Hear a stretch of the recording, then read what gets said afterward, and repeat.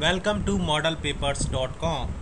This problem was asked in GATE 2003 Mechanical Engineering paper,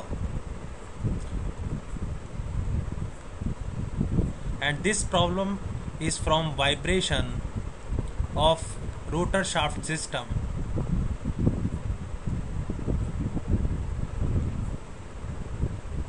Let us have a look on the problem statement. A flexible rotor shaft system comprises of a 10 kg rotor disc placed in the middle of a massless shaft of diameter 30 mm and length 500 mm between bearings. Shaft is being taken massless as the equivalent mass of the shaft is included in the rotor mass mounted at the ends. The bearings are assumed to simulate simply supported boundary conditions. The shaft is made up of steel for which the value of elastic modulus is 2.1 into 10 to the power 11 Pascal. What is the critical speed of rotation of the shaft? Here there are four choices given below, A, B, C, D. So we have to calculate the critical speed of rotation of the shaft. Let us solve this problem. Here in the given problem, the rotor shaft system is given. Let's say this is your shaft and this is simply supported at their end, and rotor of mass 10 kg is mounted at the middle of the shaft.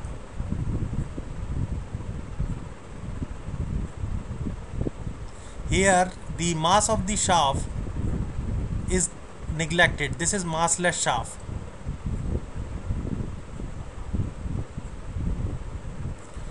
Okay, we know that the critical speed of rotation of the shaft is, let's say, NC is equal to 1 upon 2 pi under root G by delta, where G is the gravity and delta is the deflection due to the rotor. This rotor, it means this is the static deflection delta due to this weight mg. In this case, delta is nothing but WLQ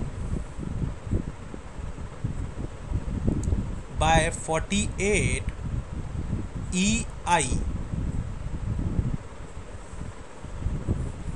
because this is simply supported beam and this W, which is nothing but mg, is acting at the middle and